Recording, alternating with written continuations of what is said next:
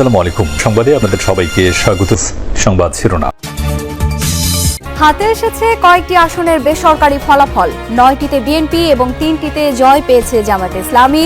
সরকার গঠনে আশাবাদী দুই দল। দেশবাসীর পক্ষ থেকে একটি চমৎকার বলা যায় যে অংশগ্রহণের মাধ্যমে তারা সেটাকে বাস্তবে তারা দেখিয়ে দিয়েছে। নির্বাচন কমিশন, সশস্ত্র বাহিনী, অন্তর্বর্তীকালীন সরকার এবং আইনশৃঙ্খলা বাহিনী সহ নির্বাচন পরিচালনার সঙ্গে সম্পৃক্ত সবাইকে আন্তরিকভাবে ধন্যবাদ ও শুভেচ্ছা জ্ঞাপন করছি। উচ্ছ্বাস উদ্দীপনায় ভোট দিলেন সারা দেশের মানুষ।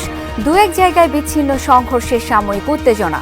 পরিস্থিতি নিয়ন্ত্রণে তৎপর আইন শৃঙ্খলা বাহিনী। দীর্ঘ 25 বছর পর সপরিবারে গুলশান কেন্দ্রে ভোট দিলেন তারেক রহমান। মিরপুরে নিজ আসনে জামায়াত আমিরের ভোট প্রদান। জনরায়ের প্রতিফলন হবে আশা দুই নেতার। এটা সমগ্র বাংলাদেশে যে প্রায় 13 কোটি ভোটার আছে সকলের জন্য একটি উল্লেখযোগ্য দিন, সকলের জন্য একটি স্মরণীয় দিন। এই ভোটটা শান্তিপূর্ণ হোক, সুষ্ঠু হোক, সন্ত্রাস মুক্ত হোক, দখল মুক্ত হোক এবং সবার কাছে গ্রহণযোগ্য হোক, এটা আমরা দোয়া করি। নির্বাচনের মাধ্যমে নতুন বাংলাদেশ গড়ার সুযোগ সৃষ্টি হয়েছে, ভোট দিয়ে বললেন প্রধান উপদেষ্টা। 1.5 বছর ধরে এই দিনের অপেক্ষায় জাতি, মন্তব্য সেনাপ্রধানের। নিজ নিজ আসনে ভোট দিলেন বিভিন্ন দলের হেভি ওয়েট প্রার্থীরা। জয়ের ব্যাপারে আশাবাদী হলেও ভোটারদের হুমকি দেওয়ার অভিযোগ এনসিপি প্রার্থীদের। কেন্দ্রগুলোর যতটুকু খবর এখন পাচ্ছি, বিজয়ের ব্যাপারে আমরা আশাবাদী। ভোটের পেছনে যাদের এই অবদান, আমি তাদের কাছে স্মরণ করছি। 2টা জায়গায় আমাদের কয়েকটা কেন্দ্র রয়েছে, সেখানে আমাদের সমর্থকদের ধাওয়া দেওয়ার চেষ্টা করেছে। পরবর্তীতে সেনাবাহিনীর হস্তক্ষেপে সেটা পরিস্থিতি সেখানে শান্ত হয়। দর্শক, সাংবাদিকদের এই মুহূর্তে ব্রিফ করছেন প্রধান নির্বাচন কমিশনার এএমএম নাসির উদ্দিন। আমরা সরাসরি চলে যাচ্ছি সেই ব্রিফিংয়ে। 42,500 যে সেন্টার, যে কটা সেন্টারের পাচ্ছি আমরা সেগুলা মোটামুটিভাবে যুগ করে দিচ্ছি, রেজাল্ট দিচ্ছি। এই জন্য যত রেজাল্ট আসতে থাকবে এটা হেরফের হবেই। এখানে অন্য কোনো কারসাজি এখানে নাই, এখানে অন্য ধরনের কোনো উদ্দেশ্য এখানে নাই। এটা সম্পূর্ণ একটা হিসাবের ব্যাপার। এখন আমরা শুধু যোগ বিয়োগ করে, যোগফল করে যে রেজাল্ট আমরা পাবো, আমাদের রিটার্নিং অফিসারের কাছ থেকে পাবো স্বাক্ষরিত, সেটাই আমরা কিন্তু আপনাদের সামনে ঘোষণা করব। এর বাইরে নয়। আমরা কোনো আনঅফিসিয়াল রেজাল্ট দিতে চাই না। আমাদের যে রিটার্নিং অফিসার স্বাক্ষর করে যে রেজাল্টটা আমাদেরকে দিবেন, কেন্দ্র থেকে যেগুলো উঠে আসবে সেই রেজাল্টটা আমাদের ঘোষণা করা হবে আমাদের পক্ষ থেকে। আমাদের সিনিয়র সেক্রেটারি মহোদয় ইতিমধ্যে অনেক রেজাল্ট পেয়ে গেছেন, অফিসিয়াল রেজাল্ট পেয়ে গেছেন। এখন আমি ওনাকে অনুরোধ করবো, এটাও আনঅফিসিয়াল, এটাও আনঅফিসিয়াল। অফিসিয়াল হবে কখন? যখন গ্যাজেট করবো আমরা, যখন গ্যাজেট করবো তখন that is the final official document. তা আমি আপনাদেরকে খুব মুবারকবাদ জানাই। সারা রাত থাকেন, সারা রাত বসে থাকেন, দেখেন যে আমাদের মধ্যে কোনো রকমের কোনো গলদ আছে কিনা, আমাদের নিয়তের মধ্যে কোনো বেজার আছে কিনা আপনারা দেখেন। আমরা আপনাদেরকে আমন্ত্রণ জানাচ্ছি, আপনারা থাকেন এবং দেখে যাবেন। আমি অনুরোধ করব আমাদের সিনিয়র সেক্রেটারিকে, এটা বলবে আমাদের সিনিয়র সেক্রেটারি বলবে, আমাদের সিনিয়র সেক্রেটারি বলবে তো, শুনবে, একটু ওয়েট করেন, ধৈর্য ধরেন, বলবে তো, কাগজপত্র সব ওনার কাছে, উনি বলবেন। এখন পর্যন্ত বেশ কয়েকটি আসনের বেসরকারি ফল আমরা পেয়েছি, সেটি একটু জানাতে চাই। এর মধ্যে বিএনপি 55টি, জামায়াত 21টি আসনে জয় পেয়েছে। কিশোরগঞ্জ 5 আসনে বিএনপির এক বিদ্রোহী প্রার্থী জয় পেয়েছেন। জেনে নেব কয়েকটি আসনের বিস্তারিত তথ্য। সাতক্ষীরা 4 আসনে 1,05,462 ভোট পেয়ে জয়লাভ করেছেন জামায়াত প্রার্থী গাজী নজরুল ইসলাম। তার নিকটতম প্রতিদ্বন্দ্বী বিএনপি প্রার্থী ডক্টর মনিরুজ্জামান পেয়েছেন 84,424 ভোট। সুনামগঞ্জ 2 আসনে 97,790 ভোট পেয়ে জয়লাভ করেছেন বিএনপি প্রার্থী নাসির চৌধুরী। তার নিকটতম প্রতিদ্বন্দ্বী জামায়াত প্রার্থী শিশির মনির পেয়েছেন 57,858 ভোট।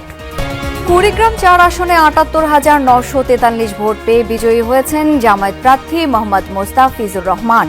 তার নিকটতম প্রতিদ্বন্দ্বী ইসলামী আন্দোলনের প্রার্থী আজিজুর রহমান পেয়েছেন 57,945 ভোট। ঝিনাইদহ 1 আসনে 1,71,598 ভোট পেয়ে জয়লাভ করেছেন বিএনপি প্রার্থী মোহাম্মদ আসাদুজ্জামান।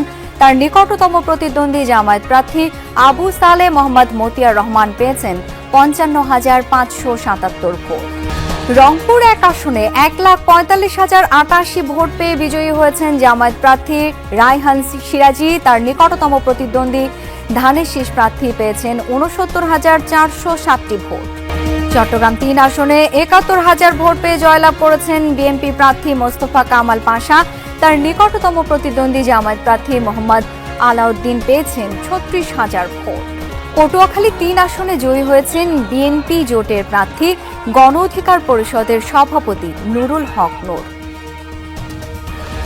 কিশোরগঞ্জের 6টি আসনের মধ্যে 5টিতেই জয় পেয়েছে বিএনপি প্রার্থীরা। তারা হলেন মাজহারুল ইসলাম জালাল উদ্দিন, ডক্টর ওসমান ফারুক, ফজলুর রহমান ও শরীফুল আলম।